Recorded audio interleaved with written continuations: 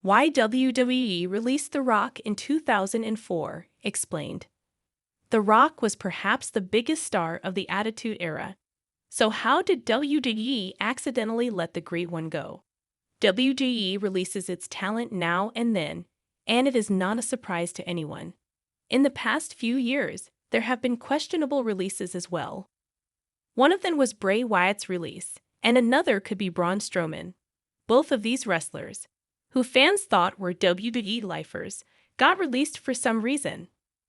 Although they were brought back to the company later, it was still a surprising thing to do, since top wrestlers rarely get sacked like that. But this wasn't the first time WWE released a main event wrestler. Back in the day, they let The Rock go as well. The same Rock who took the wrestling world by storm in the late 90s, and whom everyone knows today as Dwayne Johnson. But why did WWE do such a thing? Starting his wrestling career at Survivor Series 1996 and receiving a push right off the bat, The Rock didn't have the best first few months in wrestling despite that. His character was not up to par, and he just wasn't ready to get over as a babyface in WWE. He was also known as Rocky Maivia at that time. It didn't take long for the fans to turn on him, with many even telling him to die as well. Even behind the scenes, there were attempts from Shawn Michaels and Triple H to put The Rock down and not let him become successful, as this story has been told by the Hitman Bret Hart on his Confessions of the Hitman podcast. Despite all of these difficulties in his career, the Great One managed to become one of the greatest, if not the greatest, superstars of his time. His promo skills were amazing, he was very charismatic, and while he may not have been the best in the ring, the Attitude Era was a time when these things didn't matter much. If you were able to get the crowd behind you, you had all the tools to succeed, and The Rock knew all the tricks to get the people to chant his name. That happened after a heel turn when he joined the Nation of Domination, and later became its leader as well. After this, The Rock's popularity only went off the charts. While he was a top wrestler in WWE for most of his run, he ended up retiring in his early 30s. There is also a story that when The Rock's contract was expiring, Triple H went to Vince McMahon to convince him to let his contract expire.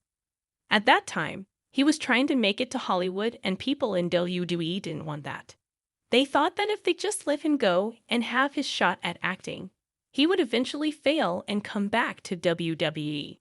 However, there doesn't seem to be much truth behind this story. On his Something to Wrestle With podcast, Bruce Pritchard revealed that the reason The Rock was released from WWE was simply because they forgot to extend his contract. Pritchard explained that Vince McMahon never wanted to let the People's Champion go, but apparently things were a bit messy backstage, so they did not even know that his contract had run out. After that happened, The Rock took a break from wrestling and focused solely on his acting career. The Rock retiring at the age of 32 was the biggest risk that he had taken at that time. He had only started his acting career a few years back with The Mummy Returns. He stopped calling himself The Rock because he was told he had to leave his wrestling self behind. People didn't treat him with respect initially, but The Rock continued being nice to them. After trying to fit in and change himself in so many ways as he was told to, he decided he would do things his way. He wouldn't hide his wrestling past, rather he would embrace it. The Rock eventually made his return to WWE as well and had a great feud with John Cena. He continued doing movies and was even the most paid actor in the world at one point. He recently made another cameo return to WWE, but with the actor's strike now over, he's back to Hollywood. There's a chance that he could return for a match against Roman Reigns down the line, but there are no guarantees yet. At some point in time, every wrestler chooses to hang up their boots and call time on their career, and for the majority of them, it takes place when they are no longer able to perform at the same standard they used to, or because injuries have caught up on them. While some end up sticking around for longer than they should, others end up calling it a day too soon. Whether that is because they simply fall out of love with the business, have injury issues, or they decide to pursue something else, There have been many great wrestlers that have ended up retiring sooner than they should have done. No more today. What are you thinking about this gossip today? Let us know in the comments, and stay tuned by subscribing to our channel to get more updates like this. Thank you.